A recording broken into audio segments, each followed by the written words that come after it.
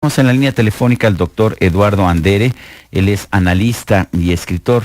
Él es especialista en políticas públicas, particularmente en política educativa. Ha escrito varios temas sobre este tema.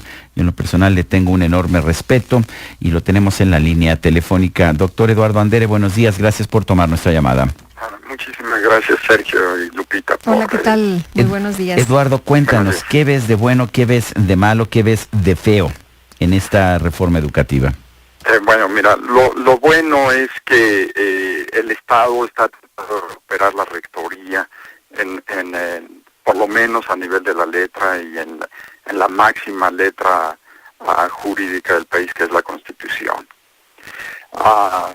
Lo malo es que la reforma está basada en supuestos equivocados respecto de la calidad educativa. Y lo feo es que va a desatar un interesante, yo no diría feo, más bien interesante juego estratégico entre el presidente Peña y la líder del sindicato. Es un juego político y por lo tanto es un juego de sumaceo. Cuéntanos, dices que la reforma no se enfoca a la parte realmente necesaria para mejorar el nivel de la educación. Sí, en realidad el tema más profundo en cuanto a la causa del rezago o del fracaso educativo en México no está en las relaciones de poder, según mi criterio, sino en la pobreza, la segregación y la desigualdad social, la corrupción y la cultura de antiaprendizaje del mexicano. Y estos temas no los puedes resolver por mandato o decreto la letra de la Constitución. No puedes ordenar, digamos, la calidad de la educación al decir que el Estado garantizará la misma. No hay manera de garantizar la calidad de la educación si por calidad de educación se entienden resultados educativos, porque el mayor porcentaje en la varianza de los resultados educativos se debe no a las relaciones de poder, no a los libros de texto, no a la pedagogía, sino a los profundos temas de carácter social, económico y cultural del país. Eduardo, ¿se debe evaluar a los profesores en los términos en los que se está planteando en este momento? Era uno de los puntos que mucho reclamó la maestra Elbester Gordillo. Bueno, mira, por supuesto que debe existir evaluación, por supuesto que los maestros y los directores deben de ser evaluados.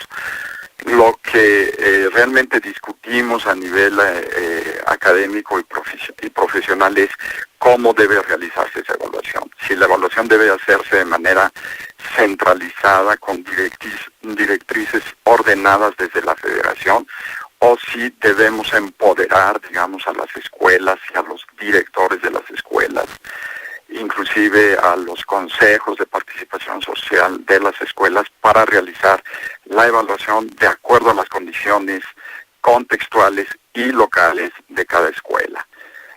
Mi criterio es que debemos empoderar a los directores y a las escuelas para realizar esta evaluación a nivel local, no nacional. Y yo no conozco ningún país del mundo, dentro de mis pesquisas e investigaciones en educación comparada, que tenga a nivel de norma constitucional la creación o la constitución de un instituto con facultades plenipotenciarias para la materia educativa. Inclusive la introducción o la exposición de motivos o los considerandos de la reforma educativa señalan que las autoridades federales y locales deberán o tendrán que seguir las directrices del instituto. Esto convertirá al instituto en un organismo muy poderoso, muy centralizado y muy nacional, más que federal, en materia de política educativa. Eduardo, no hay un problema si nos vamos al nivel regional o incluso de escuelas para evaluaciones que empecemos a tener discrepancias enormes, diferencias enormes en el nivel de educación, por ejemplo, del estado de Baja California y el de Oaxaca? Bueno, el tema de la educación siempre será local, porque la educación es un tema que se relaciona no solo con la escuela, sino con el nivel cultural de los padres, con el nivel cultural de la localidad. estandarizar, digamos, con una misma norma a todos los educandos y a todos los educadores del país, es olvidarnos de esta localidad de la educación y es olvidarnos de los Méxicos diferentes. Va a ser muy injusto tratar de estandarizar con una sola norma o con una sola autoridad educativa de evaluación la evaluación de todo el país. Me acuerdo, Eduardo, alguna vez que platicábamos contigo aquí en la cabina, hablamos de hecho de un caso que a mí me llamaba mucho la atención, de que se publicaba, no sé si en alguno de tus libros, de la Huasteca Potosina, una escuela primaria que estaba enclavada por ahí en la Huasteca, en Cerritos, que sacó el primer lugar en educación y dice uno, bueno, pues hay muy buenos maestros, hay muy buenos profesores, pero no es lo mismo la realidad de un maestro rural a un maestro de la ciudad, ¿no? Por supuesto, por supuesto. Y no puedes hablar de una mejor educación con base en una prueba estandarizada de 2 o 3 horas. O sea, la educación es un tema extraordinariamente complejo como para tratar de calificarla para bien o para mal con una sola prueba estandarizada. Yo digo, hay que decirle sí a las pruebas, hay que decirle sí a la evaluación, pero debemos hacer pruebas y evaluación bien inteligentes. No debemos de reconocer las enormes diferencias que tiene este país en cuanto a relaciones culturales, socioeconómicas y educativas para realizar una evaluación justa, técnica y formativa. ¿Qué opinas de la posibilidad de que los maestros que tengan clases o que tengan aulas con mal desempeño pudieran ser removidos? Con mal desempeño. Bueno, tendremos que volver una vez más a la definición de mal desempeño, Sergio. Si mal desempeño se entiende por el resultado en una prueba estandarizada, yo consideraría que es muy injusta la decisión de que el resultado de la prueba determine si el profesor es bueno o malo, porque la mayor parte de los factores que determinan el resultado de los estudiantes en las pruebas estandarizadas están fuera del alcance de los maestros, como son su pobreza, la educación de los padres, las condiciones socioculturales de la familia, etcétera, etcétera. Si consideramos el mal desempeño una evaluación de pares, una evaluación local, una evaluación pensada, analizada y narrada, ¿no?, de acuerdo a las condiciones de la localidad, de la escuela, de los estudiantes, entonces sí sería una buena norma permitir no solo restricciones de entrada al servicio docente, sino también las de salida, como la que estás señalando. De hecho, creo que una forma en que se puede medir es qué tanto mejora una determinada escuela, qué tanto mejora un determinado salón de clases, no tanto compararlo con algún otro de otra entidad del país, sino con qué tanto se ha mejorado dentro de esa misma escuela.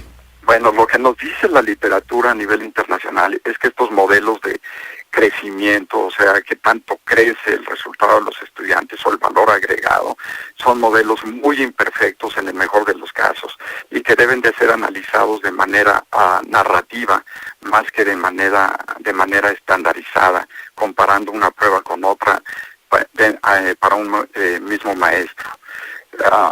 Para este tipo de casos, por supuesto que tenemos que aplicar la evaluación de entrada y por supuesto que tenemos que aplicar la evaluación de salida de los estudiantes, pero debe de ir acompañada de una apreciación y una evaluación de las condiciones locales, situacionales en las cuales ocurrió esta evaluación.